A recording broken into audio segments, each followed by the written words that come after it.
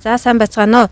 Өнөөдөр 2024 оны 9-р сарын 7-ны өдөр Тэнгэрийн хуулийг захиулах Богдын засгийн газрыг яаралтай байгуулах шаардлагатай боллоо.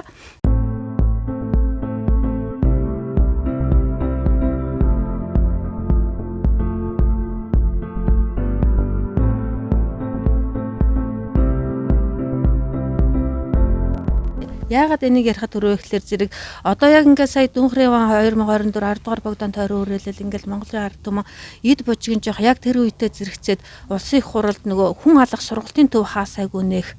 За тэгээд ингээд буу зэвсгээр өргөн хэдлэг хэмжээнд хангах ийм зүйл эд яригдж байгаа байхгүй юу? Орон нутгад бол буудаж тийм ээ тухайн зэвсэг техникийг хэрэглэж сургаж байгаа. Цаашид бол одоо бололцоо нөхцөлд байдаг бол энэ буу зардаг газрыг бол үнийн хяналтын тогтоогоод чөлөөтэй оруулж ирэх. Тэгэхээр цаанаа бол маш ностой зүйл яригдж байгаа гэж би бодоод айцтай байгаа. Ягаад тэгэхээр нөгөө нэг ерөнхий сайд оюун эрдэнэ чинь шинэ тогтолцооны шинэ дэглэмд дасах хэрэгтэй болно шүү гэж хэлээд байгаа шүү дээ. Тэгээд дэлхийн 3 дугаар дан тухай яриад байгаа тийм үү? Одоо бид нар шинэ 30 жилийнхаа энэхүү тогтолцоонд бас дасах хэрэгтэй. Ягаад гэвэл энэ бол шинэ. За шинэ дэг явна. Тэгэхээр зэрэг энэ бол биднэрт мэдэгдэхгүй цаана нэг аюултай зүйл яригдж байна. Тэгээ энэ өнөөдөр бид буддист Монгол гэдэг яригдж байгаа шүү дээ, тийм нийтээрээ төрийн шашин, бурхны шашин гэж байгаа. Тэгэхдээ энэ буддист Монгол оронд ийм амар буудалцааны талбар болох гэж байна. Энэ нөгөө хар санаатнууд нөгөө 10 настай нялх Богдын маань нэрийн дор бараг хийгдэх гэдэг шүү дээ, энэ буддист монголчууд. Тэгэхээр зэрэг энэ аюулаас болцсошгүй энэ аюулаас сэргийлж бид нар өөрсдөө улсаа аврах хурлаан хийх ёстой юм байна. За тэгээд энэ авралын сүм бас энэ газраа Богдон тойрон үрээлсэн энэ газраа Богдын засгийн газраа байгуулна гэдэг маань улсаа аврах ард түмний засаг л гэсэн үг гэж.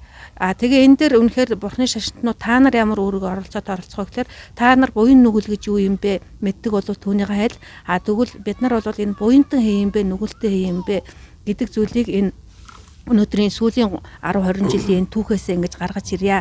За тэгэхээр энэ улсаа аврах хамгийн аврах нь буян байдаг бол энэ улсаа аврахын тулд хамгийн аврахын тулд 2010 оноос одоо энэ жавхлан хангалттай явлаа. Гал үндэстэн маань одоо тууштай явсаар байна.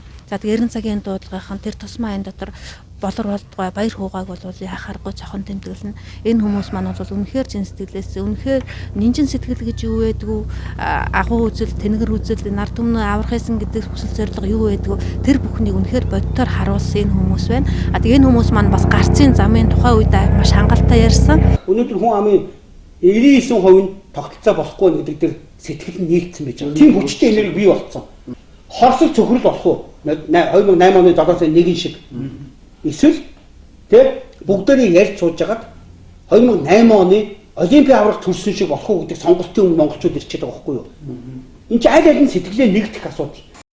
Энийг яг тэр богдороо оройлуулж эхлүүлэх нь бол хамгийн л оновчтой бөгөөд хамгийн зөв л дөө. Тэгээ хамгийн тэрнээс өөр ямар ч гарцаа харнаад миний бид харагдахгүй. Тэгэл тэрийг бол Богдын засгийн газар гэж нэр доор эхлүүлэх нь бол их зөв. Яг л засгийн газар чинь засах тухай ярьж штэ тийм ээ. Тэгэхээр бид нар бол эхлээд юуг засах гэдэг нэхээр бол одоо энэ бол ахын асуудлыг бид нар ярихгүй л дээ мэдээж эхлээд юуны нь бол оюуны асуудлыг зэгцлэх асуудал ба штэ тийм ээ. Тэр гандангийн лам нар юу вэ?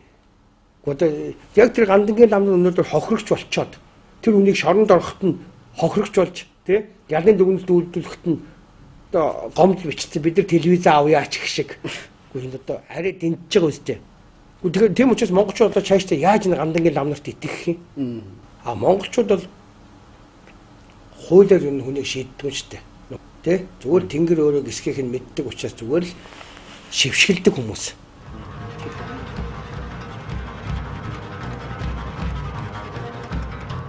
Монголын аврах ийм гайхалтай хүн төрөлхтнийг аврах цаг нэрлэлээ гэсэн эн чинь нөгөө тэнгэр үзэл чинь мөн болж таарна да тийм ээ мөнх тэнгэрийн хүчин дор мөнх тэнгэрт монголчууд хүн төрөлхтнийг аврах цаг нэрлэлээ гэд ингээд тууштай явж ирсэн энэ замналан танилцуулснараа үүнийг Богдын засаг гэд өнөөдөр дэлхийн хүн төрөлхтнийг яг ирээд байгаа бүхнийг бид нар эндээс гаргана. А түүний тулд одоо бидний хувьд одоо Баатихив нэгдэлийнхэнтэйгээ нийлээд хийх зүйл бол одоо энэ гандан хийдэд энэ шашны зүтгэлнүүд танд игээд штэ. Яагаад гэвэл чинь эн чинь болохоор зэрэг зөвхөн касын машин, касын дамнарал тажигналцсан ийм л газар.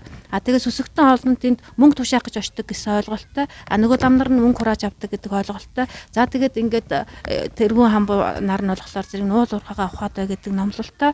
Тэгэхээр зэрэг ийм байж яагааш таарахгүй учраас энэ дээрээс зохих ёсны хариуцлага асуух ёстой. За тэгээд энэ бурхны шашны сүм болсон одоо монголчууд бидний хувьд бол хамгийн гол авралын сүм болсон энэ газараа тэнгэр үзэлтнүүд та нар улсаа яаж аврах, хамгийн аврах ямар номлолтой тэрийг хурамжуулаад яг нэг 13 дугаар зуунд 14 5 дугаар зуунд одоо Монголын хаадын орд өргөнд ингэж шашин бүхний номлогчид чуулж байсан шиг энэ авралын сүм болсон энэ гандан хийдэ шашин бүхний номлогчид яг ингэж аврах тухай танай шашны бурхан нь яг хизээ яаж аварна гэсэн байдгийн та бүхэнд авралын ямар номлол байдгийг ингээд энэ хуралдааныг эхлүүлье. За тэгээд улсаа аврах өөр ямар санаатай ямар хүмүүс байна уу тэр болгоны үгийг сонсох ийм хуралдааныг үүсгэл гэсэн санаатай. Наач нь үнэхээр бол их оновчтой санаа байна л да.